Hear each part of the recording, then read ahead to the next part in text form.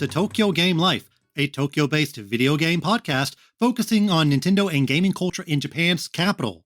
It's your slice of gaming life from Tokyo. I'm your host, Mono, and today we are joined by a special guest, Graceon, who you might remember from my episode about Pokemon card shopping in Tokyo, returns to chat about the Pokemon shops in Ikebukuro's Sunshine City shopping complex. Whether you're into the games, cards, Pokemon Go, or just want a Pikachu waffle, there's something for everyone here. In the games, I chat about, you guessed it, Pokemon Scarlet and Violet.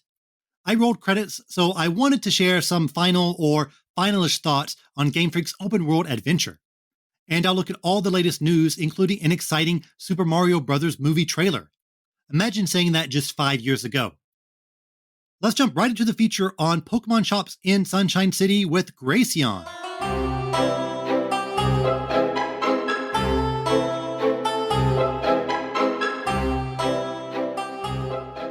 This episode's feature is about the Pokemon shops in Ikebukuro's Sunshine City. Not only a Pokemon center, Sunshine City has a lot of unique places and sites for Pokemon fans. Joining me to chat about it is a special guest.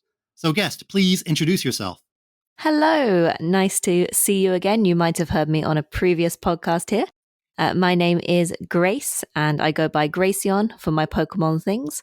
And I am a Pokemon card collector, Pokemon enthusiast, Pokemon connoisseur, if you will. And I do a lot of Japanese Pokemon stuff online. Thanks for joining me yet again. For those not in the know, what is Sunshine City? So Sunshine City is basically it's a big mall or shopping center if you're British, and that's what you like to say.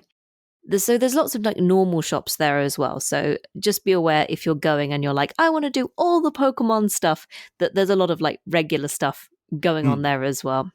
It is really the center for Pokemon shops and cafes and all of that stuff in Japan. And it's in Ikebukuro, and Ikebukuro is known for it being quite a sort of nerdy area, right? Particularly for girls. So I think a lot of people think of nerdy stuff in Japan, like otaku things, and they think, Akihabara. And yes, Akihabara is very nerdy, but it's not for girls. So Right. if you're outside of Sunshine City, you will find a lot of like boys love manga, idol boys, and things aimed at girls that are nerdy. So I do find that Ikebukuro has a little bit more of a friendly or more comfortable, and you get to choose some free stickers. So there's a lot of like exclusives and like treasure hunts and free stickers and free postcards and like stuff you can get depending on when you go, which I think is really nice. And it makes it more of a fun experience rather than just like a cool looking shop. Yeah, I quite like the layout of the Ikebukuro shop because, like you mentioned earlier, it is kind of framed like an actual Pokemon Center from the games because there is a Blissey with a healing station. So it does feel like you've stepped into a video game a bit. I have noticed that it's gotten quite busy, though. There are often lines outside the shop, which I haven't seen at other Pokemon centers. Especially if there's a card release. I think this is important information for anyone who's coming and expecting to buy Pokemon cards at the Pokemon Center. It Right. used to be like a couple of years ago, pre-pandemic, very easy. Like these are the latest sets that have been out the past 6 months. You can get as much as you like. And they would all the packs would be hanging and you could just choose whatever packs you wanted. Unfortunately, just due to the Pokemon card boom, everything is behind the register now and they will say what packs they have available, which is usually only 1 or 2 sets. So if you are coming looking for Pokemon cards, you have to be aware that like, even though it's the Pokemon Center, it is the main center for Pokemon, they might not have the cards that you're looking for just because of demand. And if you're coming on like release day for Pokemon cards, you need to check out, there's a website called Staff Voice Pokemon Center. And it's all in Japanese. Unfortunately, a lot of the information about Japanese stuff is in Japanese. Right. And if there's like a big release of a plushie or a set or Pokemon cards that's going to be popular, they might do a lottery entry, but you can find out what the system for that day is going to be online in advance. Where would you say Ikebukuro's Mega Tokyo ranks among the other Tokyo Pokemon centers? Ooh, okay. Well, so the newer one is the DX Center. And the DX Center also has the Pokemon Cafe. Yes. So be careful. So the Ikebukuro Center has Pikachu Sweets, and the DX Center has the cafe where you can sit down and have like a Gengar plate and a Snorlax curry or whatever. They're in two very different places. So be careful if you're thinking, oh, everything's in Ikebukuro. Not exactly everything. But I really like it. I would say Ikebukuro is probably the best. And then the DX is after that. Because Ikebukuro tends to have a little bit more product, different things, because it's much bigger than the DX Center. Now, the DX Center is nice and fresh, and like it looks cooler. But if you actually want to get stuff, Ikebukuro is the one. And there's also Skytree, and then there's also one at Tokyo Station. Like if you go like underground, there's like Character Street. Right. And they're very small, and they're nice if you want to get like exclusive for those places. But otherwise, they're not that good. They're not that good. Right. Yeah. Like you mentioned, across from the Pokemon Center is a cafe called Pikachu Sweets. How would you describe this place? Oh, so Pikachu Sweets is, as you would expect, sweets.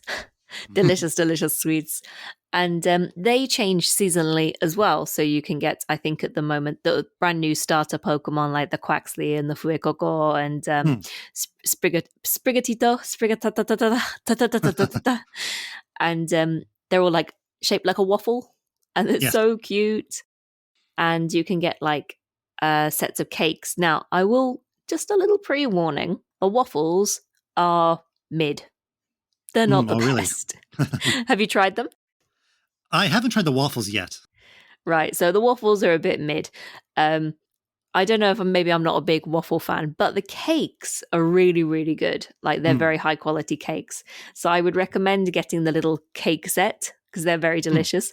But the waffles are like, it's okay. It just tastes like sweet. It doesn't taste like special. But the little like cake set you can get is really, really delicious. And they do frappuccinos and like there's like a special tea you can get with the Sinus tea as well, which is really good fun. Yes. And that was quite nice actually as well. I haven't tried the frappuccinos yet because I do try not to eat too many sugary foods. I try, but I don't always succeed. And so I would say those are the ones to try if you go. Last time I went there, they had a Eevee shake with like some star candy on top. It was kind of like a frappuccino a bit, and a Pikachu-shaped macaroon. Obviously, it was pretty pricey, but both of them were quite good. But maybe my favorite thing about the Sweets Cafe is that the garbage can is shaped like a Garbodor, which is really appropriate. It's so funny. Now, I have a little story about this. That it says combustible rubbish only, and I think it's my fault that it says that on it, because one time I had it wasn't rubbish from the Sweets Cafe, but it's not necessary. The trash can itself is not in the sweets, it's just kind of like next to it, so you can just put rubbish from anywhere in it. And I had a plastic Starbucks cup and I put it in, and the staff gave me this look like, don't do that. And it was too late because I'd already put it in the trash. I just really wanted to use that trash can. And then like 2 days later, there was a sign that said combustible garbage only. And I'm like, that was me. That was me. But it didn't say anything on it. So I just assumed any trash could go in there. Oops. Yeah, because I'm trying to think if the Pikachu Sweets cups, like the Frappuccinos and the shakes, I think those are also in plastic. They're plastic, yeah. Oh, yeah, so... But I just remember quite vividly the staff looking straight at me as I did that. And I was like, oh, I think I've made a mistake. And then after that, the sign came up like 2 days later. And I'm like, that was probably me to blame for that sign. So combustible rubbish only, papers only, please. Oh, so with the Pikachu Sweets, it's changing a little bit every time I go. So sometimes I check new information. But at the moment, you still can't eat in there, which is very, very frustrating. So you can there's lots of like standing tables. Yeah. So you can get your food, take a picture of it, but you will have to find a bench outside to eat it on. Right.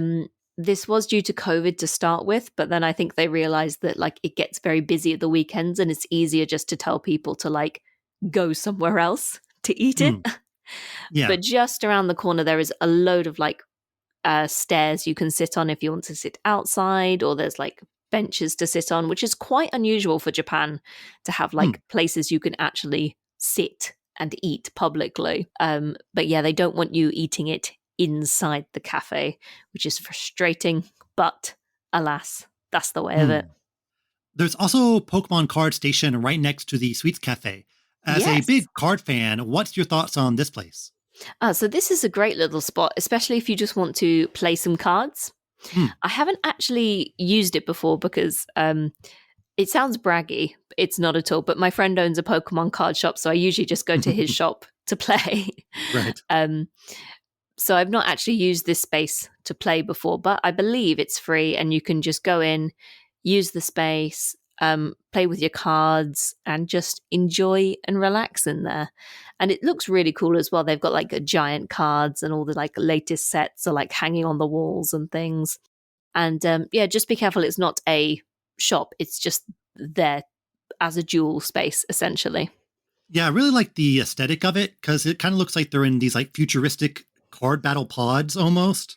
Right? I think it's really, really cool. It's definitely like it definitely looks cooler than my friend's card shop. Sorry to my friend who owns the card shop.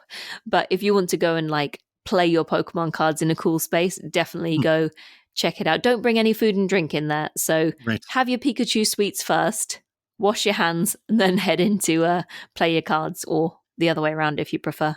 There are some things to buy in the shop, but what is their inventory or stock like? Do they have any sort of exclusive merch? Not that I know of. One shop that surprised me in this area was the Pokemon Go Lab, which is a shop dedicated specifically to Pokemon Go. Have you ever stepped inside here before? Yes, it's actually really, really cool. It's Mm, quite a small space actually. right. But there's a really, really cool like figurine, if I say figurines, like statue or whatever you Mm, want to call them, of the gym leaders, of the yes. three leaders of Valor and all of that. And so there's a really cool spaces you can take photos. It's also a Pokestop, and I believe you can get some like exclusive things if you swipe. I haven't played Pokemon Go in about a year or so, so I'm not 100% sure what you can get right now.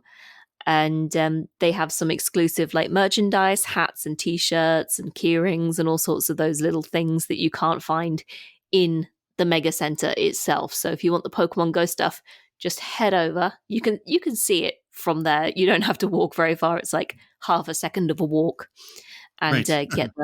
get the good Pokemon Go exclusives. Yeah, and it has like an actual Pokemon Stop, I don't know how to describe it, spinny logo kind of thing. Yes, but don't spin it. Don't touch it. Don't touch it. You're not supposed to touch it. Yeah, all the statues have like do not touch signs plastered on them. Yeah. So I mean, like, I think that's the thing in Japan is like they will be very like obvious about like not touching anything. There's a lot Yes. of statues around Sunshine City as well, like little Pikachu's, Mm, and all the starter Pokemon have their own statues. And because it's Ikebukuro, and Ikebukuro is known for owls, there's like yes. little Hoot Hoot and other little like owl Pokemon everywhere as well, which is really like nice. So you can go around the whole shopping center and see which ones you can find as you go around, which is a really good fun activity. Yeah, they also have like a Rowlet statue that's kind of modeled after the famous Ikebukuro owl. So it's kind of Yes, like made out of stone. I think it's really cool. Yeah, listeners, if you don't know what we're talking about, at Ikebukuro Station, there's like a famous meeting spot, which is just like a stone owl statue. But even though it sounds somewhat mundane, it is extremely popular. And there are a lot of people kind of crowded around that statue. Yeah, so actually Ikebukuro, the police stations are all shaped like owls as well. Oh, I never really noticed that. Yeah, you have to be like quite far away, but when you see it, you'll be like, "Oh my gosh, it's an owl! That police station's an owl, and that police station's also an owl. Oh my god, are they all owls?" Yes, I think it's something to do with Ikebukuro, Bukuro, something like Fukuro, which is the Japanese word for owl. But I don't 100% know the exact like lore of the owl and where exactly he comes from. I'm Right. just I'm just trying to work that one out myself. Do you have any general tips for someone visiting these shops for the first time? Absolutely. I would say be prepared with what you would like to buy, because the staff can also help you find it. So, for example, if there's Hmm. a Pokemon that you really want, the staff will help you. Like, the staff are there to help you. And don't worry if like they look like they're packing shelves or something. Like, Hmm. it's their job to be giving you stickers and like looking after you. So don't worry about like annoying the staff. And especially in Ikebukuro, they speak English generally. Ah. Not all of Hmm. them, but like if you go to Yokohama Pokemon Center, on the other hand, like the staff are going to struggle with the English a bit. But Mega, they are more prepared for foreign guests. Hmm. So I would say that you can really like, feel confident. And if you have a picture of a Pokemon, maybe they're like, I don't know what that Pokemon is in English. Just show them a picture and they'll be like, I can get you that. So if there's something in particular you want, bring a little image or something beforehand to ask someone about it. If you're struggling to find your way sort of around the store, although the store is nice to just walk around anyway, Hmm. I would say that's a sort of thing to think about if there's something that you really want to get, but you don't know where it is. Before we wrap up, I want some of your thoughts on the upcoming Pokemon cards. What do you think about the new generation of cards coming next year? Oh, I'm very excited. I'm not really sure what they're going to be like, because every generation has its own sort of theme. So we had the Hmm. GX with the Sun and Moon, and the V Star. And I'm really sort of excited to see what we're going to have with Scarlet and Violet. Hmm. I'm hoping they do some more, like, I really love the tag team from GX. Ah, So yes. I'm really hoping we get more like tag teamy team up type Hmm. cards. I really loved that. So I'd love to see something like that come back. But I see that there might be some like level X type cards coming Hmm. in. Again, everything right now is a little bit like we don't 100% know. There's leaks and things, but we don't know what exactly they're for. So it's a bit of conjecture at the moment, but I'm really excited to see where the card game is going to go. And Sword and Shield has been like really close to my heart. It's been a set that I've been very, very into. So I'm quite Hmm. sad to see it go, because we just had the Right. latest V Star Universe came out, and sort of the last set, and I'm like, oh, all these beautiful Pokemon never coming back. Because there's always every generation, there's a few Pokemon that are lost to the generation, and they Right. never get put on a card again, and they never get another plushie, and you're like, oh, remember that guy? Nobody does. I think Charizard will be okay, though. Oh, Charizard, he'll always be okay. I've nothing against Charizard. I just really wish that other Pokemon would get a little bit more spotlight sometimes. I'm just saying. I'm just saying. Were you surprised to hear that they are raising the prices for cards in Japan next year? Yeah, yes and no. Hmm. Inflation is obviously a bit of a big deal, and I don't mind it, because if the quality stays the same, if I know the quality is still going to be good, I don't mind paying more. For me, it's about having those Japanese quality cards. I'd rather they increase the price, keep them nice, rather than Hmm. like trying to churn them out too much. I think that would keep it more expensive, but keep it nice. I can handle that. I think it'll be all right. So with Sunshine City as well, I want to say it's I'm also a cosplayer, Hmm. and Sunshine City is also a baby. That's it for the feature. Now let's look at some games.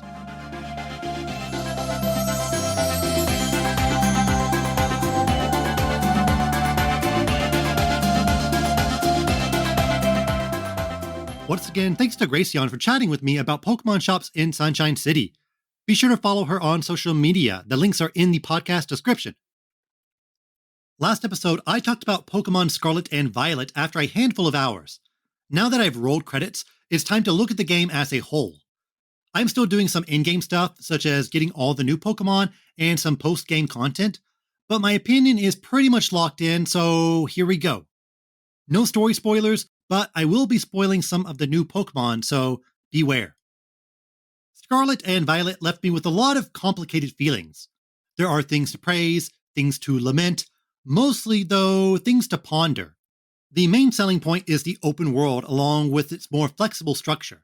The game definitely succeeds on this front. You aren't limited at all. It's a true open world experience where you can go anywhere from second one. Well, or at least after you finish the tutorial. I know some people were disappointed that Arceus was just isolated zones, but this is the real deal here in terms of openness. You can do gyms out of order along with the other story activities. Yes, you aren't beating the level 40 gym first, but you can at least go there. I definitely did story challenges where the Pokemon I fought were at or even above my level, something I can't say about any other Pokemon title. There were some late game story battles where my opponent had Pokemon that were 10 levels higher than my team, and it took a lot of strategy and item spam just to survive. This is a really unique experience for the franchise, and players are more free than ever to take advantage of how the game is structured and craft their own experience. There are 18 story objectives, and if you look at the path of, say, 20 people, they will probably all have a different order in which they did things. Mixing the traditional gem story with the other plot lines was a really great addition. All three stories were actually quite compelling, with some great battles and some surprisingly emotionally complex characters. Scarlet and Violet really succeeds in introducing a lot of characters you like and won't forget easily. The teachers at the school are so much fun to interact with, although the school concept in general is kind of a strange, half-baked idea that could really honestly be its own game if they fleshed it out. On paper, Scarlet and Violet is pretty much what I've always wanted from a Pokemon open world title. The ability to go anywhere, find cities dotted on the map, and discover new Pokemon. There are some spectacular moments, like coming over a hill and seeing skyscrapers off in the distance, or getting lost as you run around a mountain.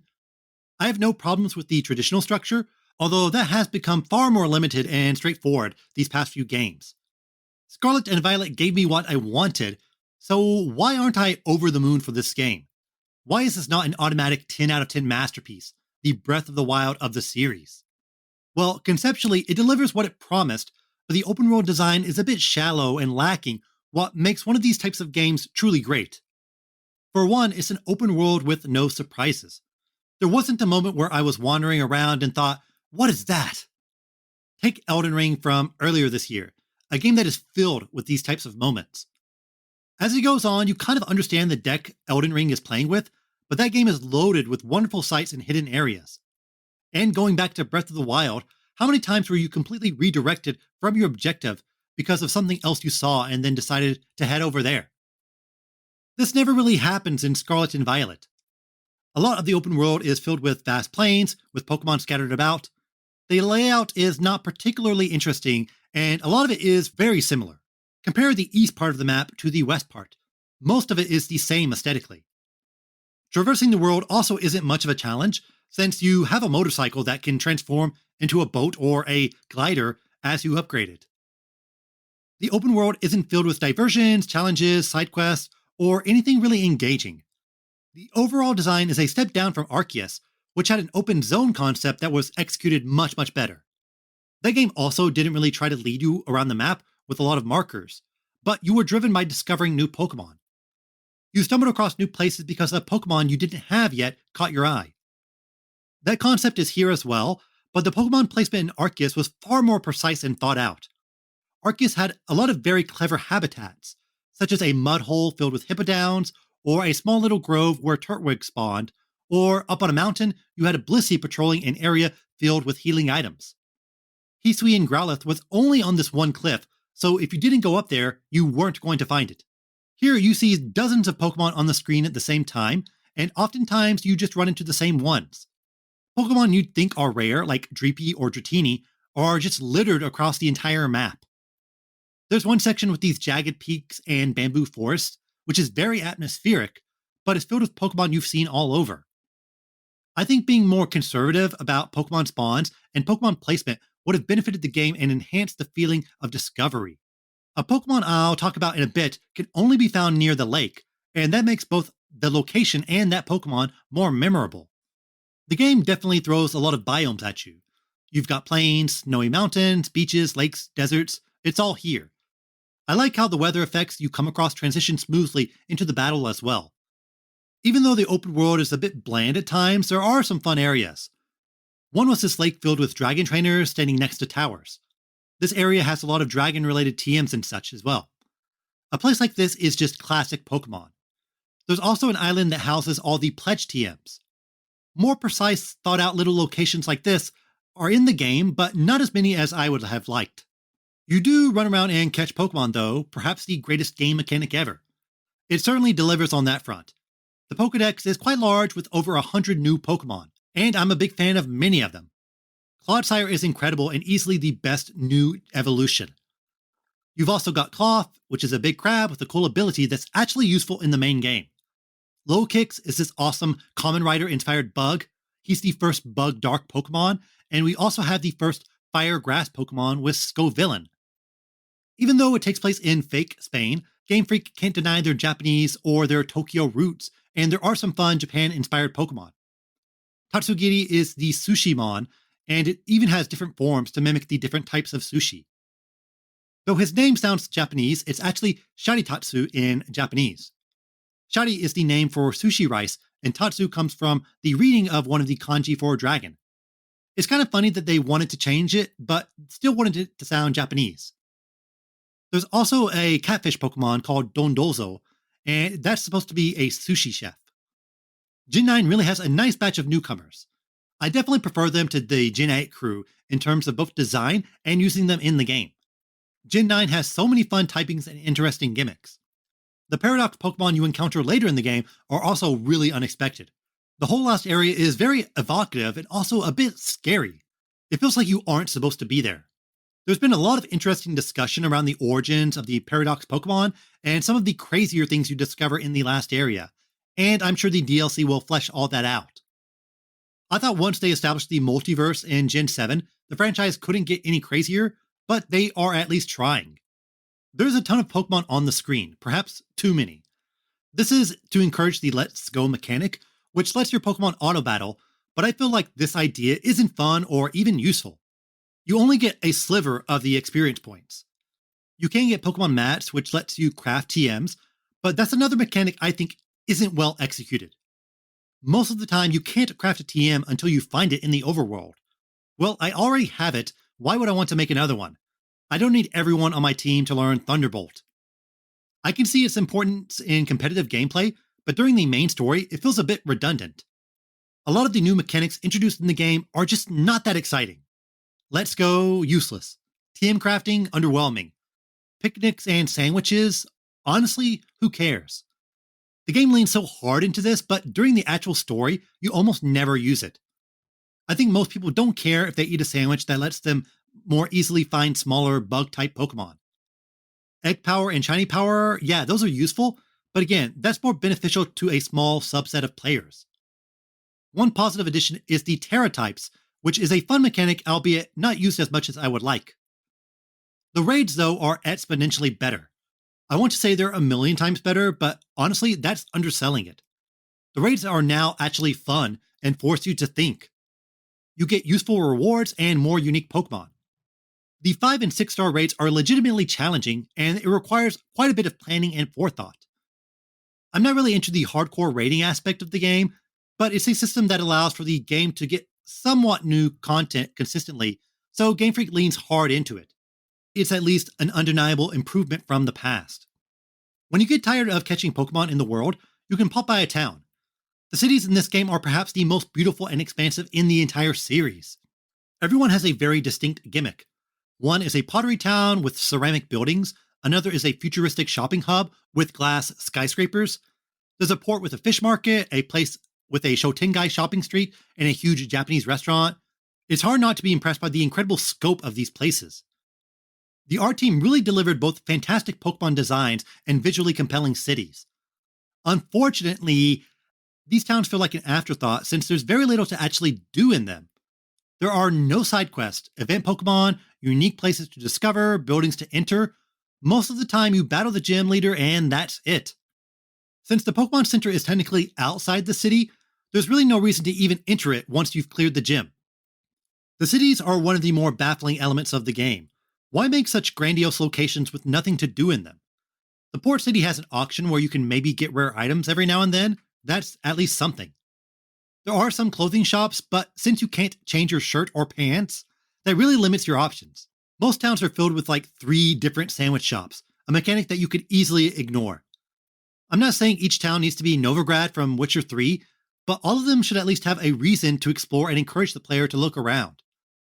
As a random comparison point, let's look at Diamond and Pearl. Both games start similarly, where you start off in a nondescript town with little to do. But in DP, you quickly enter Jubilife City, which has the global trade station, which is not in this game, the lottery, NPCs that give you items like accessories, people to battle, and so on. The next town is Orberg City, which has a museum to visit, which lets you revive fossil Pokemon, also not in this game, an in-game trade, and so on. I could go on, but my point is that towns typically have something unique in them, including things you can repeatedly come back and do. Here, it's really just the auction, 1 or 2 in-game trades, and that's it. I think this game should have had a more fleshed out side quest system and specific items tied to them instead of just scattering stuff in the open world. One of the great things about the franchise is the push and pull between nature and civilization. You explore a tough outdoor area, then pop into a town to heal up, talk to people, and get some new items to help you along with your journey. And think of a lot of the cool Pokemon you can only find in towns. In the first game, Eevee and Lapras were found in cities, not just in the wild. A lot of these side quests in Arceus were busy work, but they were also things you could do that were completely natural just by playing the game. Many of them were memorable, like the guy who wanted a Beautifly but had his Pokemon evolve into a Dustox, or the lady who let the Chingling live at her place. Even things like finding all the unknown or Spiritomb souls were large missions that you undertook throughout the entire game. None of that is here, which makes the world feel surprisingly empty. Pokemon has always kind of had player-driven side quests. For example, catching all the Pokemon. Some have tricky evolutions, so figuring it out or getting a specific item to evolve it is a side quest in itself. And the game has plenty of Pokemon with unique and unusual evolution methods. But I like to see a bit more diversity in how you interact with the world and how catching and battling feed into other systems. The performance, this is what everyone's been harping on, and it's bad. The worst I've ever seen in a Nintendo-published game. I haven't had any of the fun glitches, just poor frame rate and pop-in. I can normally look past this, but I can't lie, it certainly hampers the overall experience of the game. I know these games are on a fixed schedule, like Game Freak knew in 2019 that SV would release in 2022, no matter what. But it's surprising that Nintendo sees this and doesn't step in or make a hard decision. I cannot imagine a Mario or Zelda game releasing in this state. The poor performance also goes hand in hand with how slow the battles feel. Getting in and out of battles in Arceus was so quick, but here it feels like a chore. Stuff like having to read the text boxes for every single status element is killing me. Didn't we fix this in Arceus? I'm not saying everything from that game should be slapped into the main series, but I will say that maybe 90% of it should be. People are holding out for a patch, but I don't see Game Freak dedicating a significant amount of time to making the game run better. They'll get rid of the Pokemon and item duping, but there's not going to be a full Cyberpunk type of patch for this game. As for what I want for Gen 10, well, I think once you go open world, you really can't go back. The foundation is solid, but it needs a bit more built upon it. For one, I'd like traversal to be a bit more thoughtful. So many games that copy Breath of the Wild completely whiff on this. Hyrule feels so grandiose and impactful because it's challenging. Yes, you can climb any mountain at any time, but not without forethought and planning. Arceus also kind of missed the mark here, but it still delivered a world filled with danger. I also want the series to return to a more puzzle-oriented overworld. The game has 0 puzzles, and even the big cave you come across just lets you bypass most of it via climbing or going around it. By more naturally implementing puzzles into the world, it gives each area a sense of mystery and the player a feeling of accomplishment. More interesting traversal options, more puzzles, and more thoughtful Pokemon placement could really elevate the game as a whole. I think my impression sounded kind of negative, but in the end, the game is undeniably fun. I mean, Pokemon is just the greatest idea for a game. An expansive world like our own, with a completely customizable team that all feature incredible designs. So a mainline Pokemon game, by default, has a lot going for it. I've put many hours into SV and will keep playing it on and off until the next generation. But with Pokemon, you always want to compare it to past games and talk about what could be instead of what is. It does so many things right, it gives you a great deal of freedom with hundreds of Pokemon, but I still feel that it has a ways to go before it delivers a truly great open world Pokemon experience. I was more impressed by Arceus earlier this year. Maybe if that game didn't come out, this one would have floored me, but playing both so close to each other, I feel that everything Arceus introduced was genius and worked in tandem with each other, while SV's editions are a bit more hit and miss. And there's a lot of misses. I would rank it above Sword and Shield, a game I felt was very by the numbers, but SV doesn't quite enter the pantheon of my favorite Pokemon titles. But I am excited for the future of the series, bugs and all. And I'm not just talking about low kicks. That's it for games. Now for the news.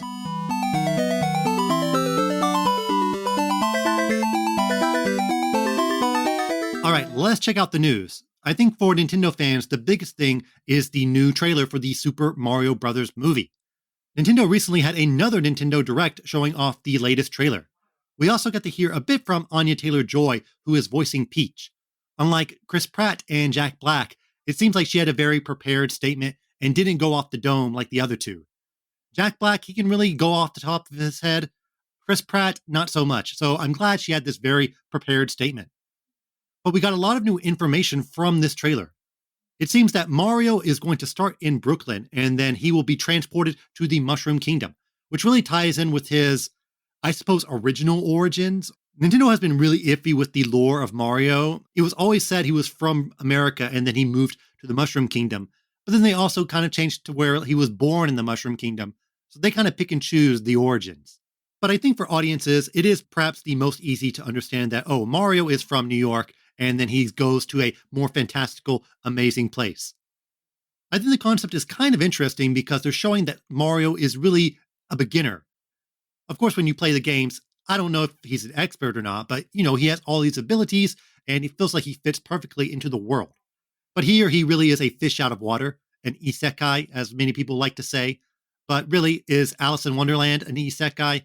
It's kind of hard to use that word correctly. We also got to see a bit more on Peach's role in the movie. Instead of her being the damsel in distress, I think Luigi is probably taking that role.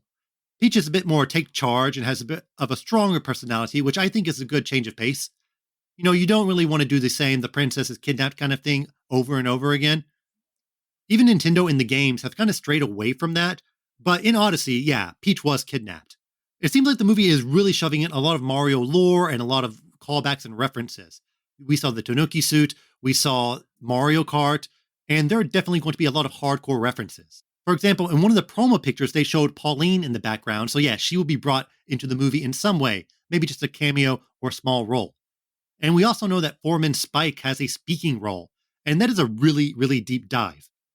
I spent about 10 minutes this past week explaining to my wife the Mario lore of what Mario did before Super Mario Bros. Visually, the movie looks absolutely stunning, perhaps the best out of Illumination. I've only seen a few of their movies, and I don't think the animation is bad per se, but I think Pixar definitely gets a bit more credit when it comes to really awe-inspiring visuals. But here, Illumination has a totally amazing fantasy world to play with, unlike their past movies, which are a bit more, I don't want to say grounded, but most of them do take place in our world. I think the challenge for this movie will be, if you don't like Mario, is it still going to be enjoyable? They seem to have a kind of by-the-numbers story, which makes it a bit more accessible than, say, Detective Pikachu. That was a movie that I enjoyed, but I kind of wonder, if you don't like Pokemon, would you like Detective Pikachu? Because you are so kind of deep into the sauce right when that movie starts that it can be a bit confusing and weird. In general, I think that was a very strange choice to have as your first live-action Pokemon movie. It kind of makes sense because you're taking a movie genre and just putting Pokemon in it, but it felt like a bit off-putting, to be honest. Here you have a very traditional hero story, a stranger in a strange land, something that I think adults can very easily understand and kids will enjoy. The movie will come out next April, and it will come out a bit later in Japan, April 28th, so no spoilers. Although, honestly, I will probably read a bunch of impressions and spoilers beforehand. But if it's a good movie, it shouldn't really matter. I think I know what's going to happen. Mario is going to save the day. The end. Oh, and by the way, we also saw a bit of Donkey Kong in the trailer. I originally thought that maybe Donkey Kong would be part of Mario's origins before he comes to the Mushroom Kingdom. But since they're setting it in Brooklyn and not, for example, a fake New Donk City, it seems that Donkey Kong will be part of the more fantastical world. He's fighting Mario in some sort of arena battle, and we also see Cranky Kong, who looks like a jungle king, which is kind of a funny take on that character.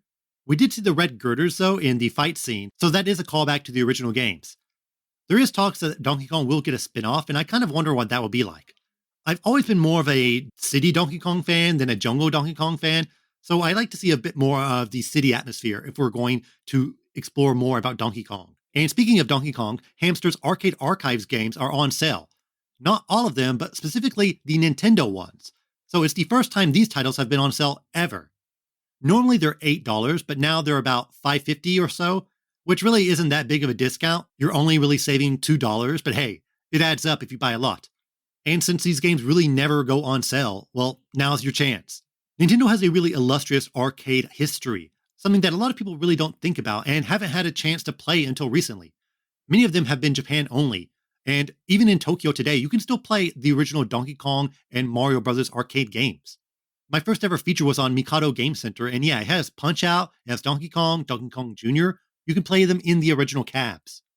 Some of Nintendo's arcade games are really worldwide known, like, yeah, Donkey Kong and Mario Brothers, but there are some more obscure ones like Sky Skipper. Some of the other titles on sale are Versus Wrecking Crew, Ice Climber, Clue Land, Super Punch-Out!, Golf, Baseball, Versus Balloon Fight. A lot of NES games that maybe you have played, but it's the arcade version. But especially for Donkey Kong, I think you want to play the original arcade game, right? But even this Donkey Kong is a bit different from the original one. When Donkey Kong was first created, Nintendo licensed out the code development to Ikegami Tsushinki, which is a computer software company that is still around today. Even though you don't know their name, they are very vital in Nintendo's history because they did a lot of the actual coding for Donkey Kong. There was even a huge lawsuit in the 1980s because when Nintendo basically decompiled the code and reused it for other Donkey Kong games, Ikegami Tsushinki sued Nintendo saying that, hey, that's our code and you don't have the copyright to it. But Nintendo said, hey, we used you as a subcontractor, we paid you, so it's finished. Who owns the code that you write was very ambiguous, and basically there were no laws about it. But in the 1980s, it did go to court, and Nintendo did settle with Ikegami Tsushinki. Ever since then, the arcade version of Donkey Kong hasn't been ported. If it did appear like on NES or in Donkey Kong 64, it was remade from scratch. Because, of course, the design belongs to Nintendo, but the actual bits of code technically sort of belongs to Ikegami Tsushinki. For the Arcade Archives version, I'm not sure if this is made from scratch or they came up with some sort of collaboration or agreement with Ikegami Tsushinki, but it is the closest thing to the arcade version of Donkey Kong that you can play on your Switch, so it's definitely worth checking out. And sticking with Arcade Archives, Hamster put out Tetris the Grandmaster under that same banner just a few days ago.